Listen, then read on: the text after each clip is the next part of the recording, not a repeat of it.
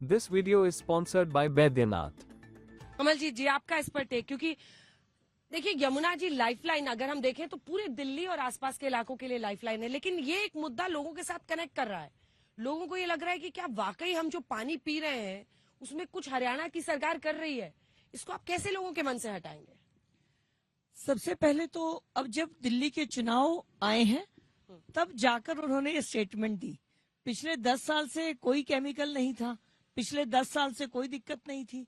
अब चुनाव सिर पर है तो उन्हें लग रहा है कि केमिकल मिला दिया। दूसरी बात, यमुना का साफ न होना एक यमुना का मुद्दा नहीं है, इसका मतलब है विजन और वर्किंग नहीं है। यमुना को साफ करना कोई रॉकेट साइंस नहीं है अंजना जी।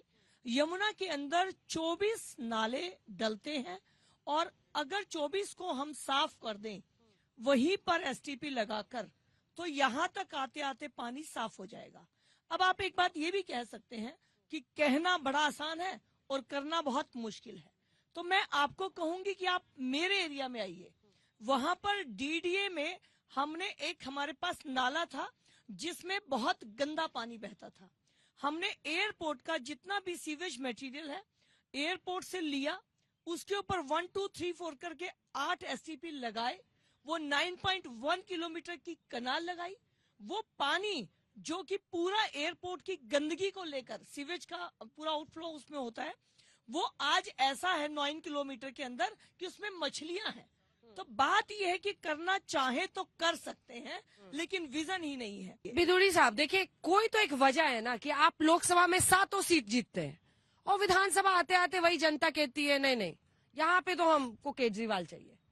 तो कुछ तो जो वो उनका तरीका है। अब वो कह रहे हैं यमुना जी को लेकर कि जहर मिला रहे हैं ये लोग, वो कह रहे हैं झुग्गी वालों से कि भाई सबको भगा देंगे तुम लोगों को, वो कह रहे हैं मतलब लोगों के बीच में जाके वो जो कहते हैं उसकी काट बीजेपी राज्य के स्तर पर अभी तक खोज नहीं पाई है। इस बार आप लोगों को यकीन है, लेकिन फिर भी आपको कैसे लगता है मतलब केजरीवाल को काउंटर करने का असल तरीका क्या होना चाहिए पार्टी की तरफ? देखिए अंजना जी, मोदी जी की पार्टी की सरकार दिल्ली में आएगी।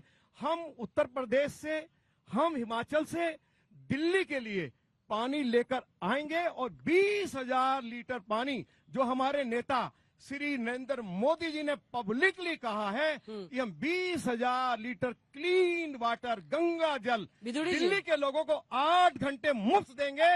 अरविंद केजरीवाल, ये आज मैं उनको ये बात स्पष्ट कर देना चाहता हूँ। लेकिन सुनिए ना बिदुर जी, अरे बिदुर जी अच्छी बात है, आप तो इतना अच्छा बोलते हैं, बात जो दूसरे बिदुड़ी जी उनको बोलते नहीं गाली गलौच बंद करें। अरे कैसी बात करते हो? क्या क्या बोलते हैं आप? मेरे भतीजे के बारे में ऐसा मत बोलिए। मेरा भतीजा बहुत प्यारा है। प्यारा है? प्यारा तो ठीक है, लेकिन वो ऐसी एम्बैरेसमेंट पार्टी को क्यों करते हैं कुछ कुछ अनाप शनाप बोल के? जिन लोगों ने ये कहा हो, मैं कांग्रेस के लोगों से पूछना चाहता हूँ। अरे जो बाकी कुछ भी बोले अपने भतीजे को समझाइए ना।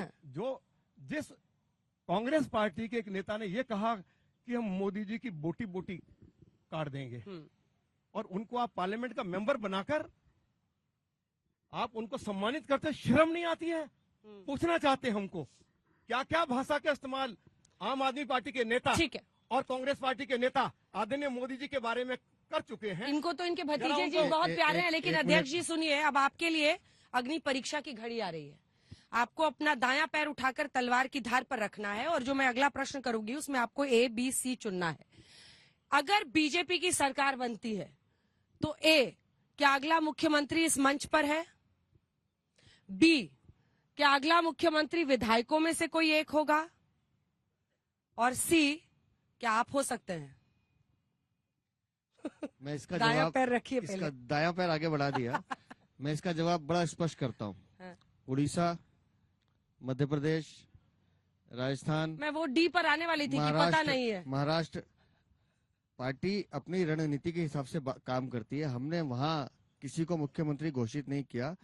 ये तय है कि दिल्ली में जो भी मुख्यमंत्री होगा वो भारतीय जनता पार्टी का कार्यकर्ता होगा। पर यहाँ की लड़ाई अलग है मनोज तिवारी जी, ऐसे करने से खाली नहीं होगा। एक आपको चेहरा नहीं चाहिए। अरविंद केजरीवाल हर जगह चेहरा लगाते हैं क्वेश्चन मार्क के साथ, आपकी पार्टी के साथ गाली गलौज पार्टी लिख देते हैं। अब इसका क्या काट है आपके पास? अब बताइए कौन ऐसे चेहरे को चाहेगा जिसके रहते दिल्ली एक प्रकार से जो जीवन जी रही है उसके लिए जो शब्द है मैं अब आज तक पे बोलना नहीं चाहता हूं। वो चेहरा इतना घिनौना हो गया, इतना दागदार हो गया कि आजकल लोग कोर्ट भी कहती है कि तुमको फाइल नहीं साइन करने दिया जा सकता, आप सीएम ऑफिस नहीं जा सकते।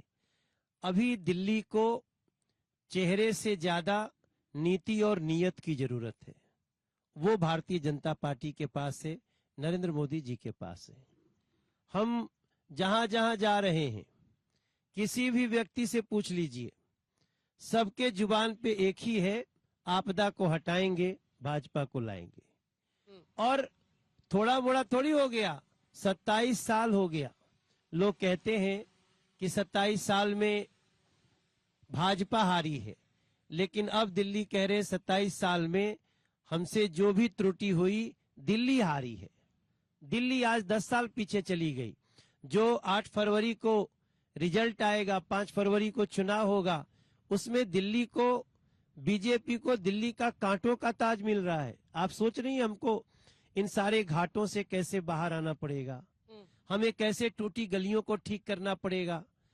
अरे टूटी तो छोड़ दीजिए, कल मैं कमलजीत जी के क्षेत्र में गया था, वहां पे रोड में पानी बह रहा है और ऐसा एक दो दृश्य नहीं है।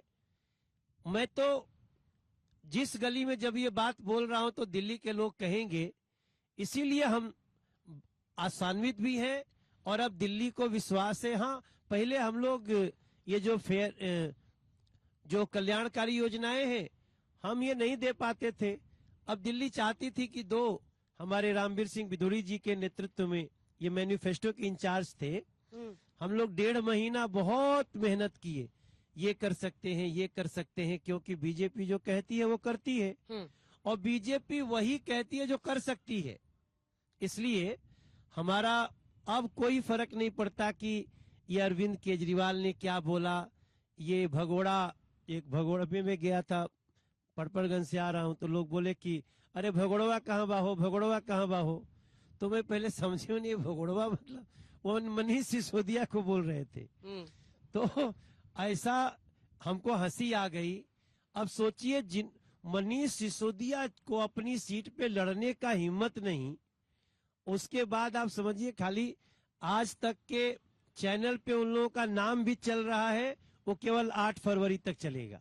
8 फरवरी के बाद आज तक के चैनल पे कोई उनका नाम लेने वाला नहीं रहेगा। कोई सीट वीट लिख के देने को तैयार है आप में से कि कितनी सीटें अरे आएंगी? अभी सवेरे सोच रहे थे कि 50 पार होगा, अभी आते आते लग रहा था कि 55 हो जाएगा। भविष्यवाणी इस दिल्ली में सिर्फ एक आदमी करता है, वो है अरविंद केजरीवाल, जो पहले कहता है कि सत्येंद्र जैन, मनीष सिसोदिया, फिर संजय सिंह, और फिर अपने बारे में करते हैं कि हम सब जेल जाएंगे और सब जेल चले जाते हैं।